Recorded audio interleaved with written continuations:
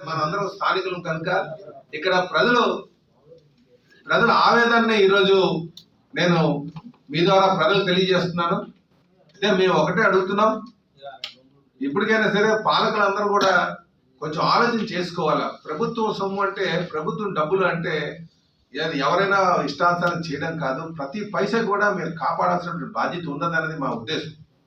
ఇప్పుడు మీరు పరిపాలనా భవనాలు నిర్మాణం చేయాలనుకుంటే ఎన్నో ప్లేసులు ఉన్నాయి, వందల వేల ఎకరాలు ఉన్నాయి, అక్కడ కట్టొచ్చు కదా. కొండను తొలిసి కట్టాలా అంటే కాంట్రవర్సీ చేసుకోవడం వల్ల మీ ఉద్దేశం? అది నాకు తెలిసి ఎంత సేఫ్టీ రిక్వైర్మెంట్ ఉంది. నాదే సెక్రటరీ స్టాఫ్ అన్ని డిపార్ట్మెంట్లు కలుపుతుంటే 22,000 మంది ఉన్నారు. ఒక 100 ఎకరాల ప్లాట్ మా దగ్గర లేదా, వందల ఎకరాలు ఉంది విశాఖపట్నంలో, ప్లెయిన్ ఏరియా. ఎన్సీసీ ఉంది కాబట్టి ఎన్సీసీ పెట్టుకోవచ్చు, కానీ వందల ఎకరాలు విశాఖపట్నంలో ఉంది. అవన్నీ వదిలేసి కొండను తోలిచేసి నేను పరిపాలన భవనాలంటే ఏమనుకోవాలి? అసలు వినడానికి ఎలా ఉంది ఒకసారి ఆలోచించేది. అయితే ఇంకో విషయం సోదరులారా, హనుమాన్ విహారీ మనకంతా చాలా ఫేమస్ పేరు.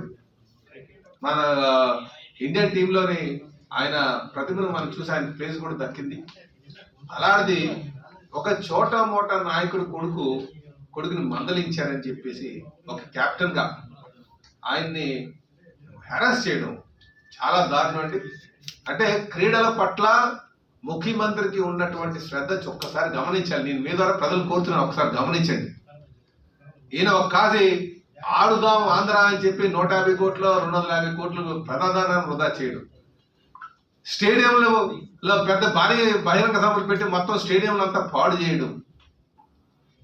అంటే ముఖ్యమంత్రికి క్రీడల పట్ల కానీ క్రీడాకారుల పట్ల కానీ గౌరవం లేదు అన్నానికి ఇది ఒక నిదర్శనం అని చెప్పి మేము తెలియజేస్తున్నాం.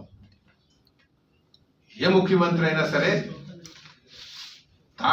ఒక ఆయన ప్యాలెస్కే పరిమితం అయిపోయి కూర్చుని విషయాలన్నీ కూడా గాలికి వదిలిపెట్టి సలహాదారులు ముసుగులో ఆ వలయంలో ఉండిపోతే మీరు ఎప్పుడు గమనిస్తారు ఈ ప్రజల యొక్క ఆవేదనని, క్రీడాకారుల యొక్క మనోభావాలను ఎప్పుడు మీరు గమనిస్తారు?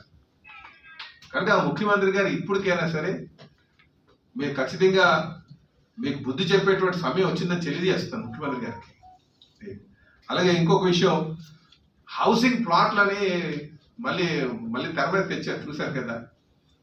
వాస్తవికంగా చెప్పాలంటే హౌసింగ్ ప్లాట్లన్నీ కూడా పేదోళ్ళ ముసుగులో పెద్దోళ్ళు కొట్టుపడేశారు, వైసీపీ నాయకులే కొట్టుపడేశారు. పేదవాడికి ప్లాట్ అనడం మొత్తం ఒక్కొక్కడు కూడా ఎవడెవడో పేర్లు ఎక్కించేసి 4-5 సింగిల్ ప్లాట్లు చేసుకొని రేపు డెవలప్మెంట్ చేసుకుందాం ఒక ఆలోచనతో ఈ నాయకులు ఉన్నారు, వైసీపీ నాయకులు. దీని మీద పూర్తి స్థాయి ఎంక్వైరీ చేయాలి. ఒకటే మాట చెప్తున్నా, మనకు రోజు రూరల్ ఏరియాస్ నుంచే వస్తారు అర్బన్ ఏరియాస్ పనిచేయడానికి.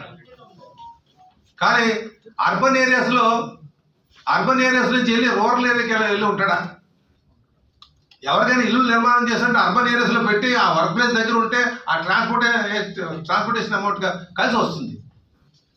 కానీ వీళ్ళు ఏం చేస్తారు, ఎక్కడ ఉన్నటువంటి వాళ్ళు దూరంగా తీసుకెళ్ళి పెట్టి ఆ ప్లాట్లు వాళ్ళకి అందుబాటులో పనిచేయమని తెలుసు కనుకనే వాళ్ళు ఏం చేస్తారు, మళ్ళీ ఈ పెద్దలు ఎంటర్ అయిపోయి వాళ్ళ దగ్గర నుంచి ఆ ప్లాట్లు తీసుకొని మళ్ళీ వ్యాపారాలు చేస్తారు, రియల్ ఎస్టేట్ చేస్తారు.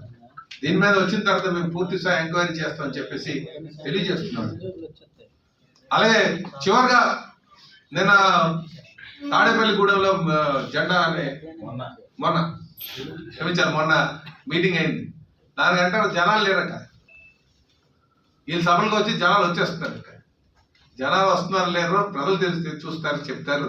కనుక నేను మీ కుర్చీ మట్ట పెట్టడానికి ప్రజలు సిద్ధంగా ఉన్నారని చెప్పేసి తెలియజేస్తాను.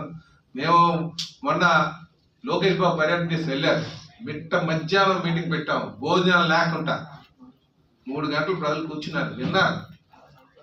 దాని చూసేది తెలుసుకోండి అని చెప్పి తెలియజేస్తాను. రేపు రాబోయే రోజుల్లో జగన్మోహన్ రెడ్డి గారిని వైసీపీ పార్టీని ఇంటికి పంపించడానికి ప్రజలు సిద్ధంగా ఉన్నారని చెప్పి తెలియజేస్తున్నాను.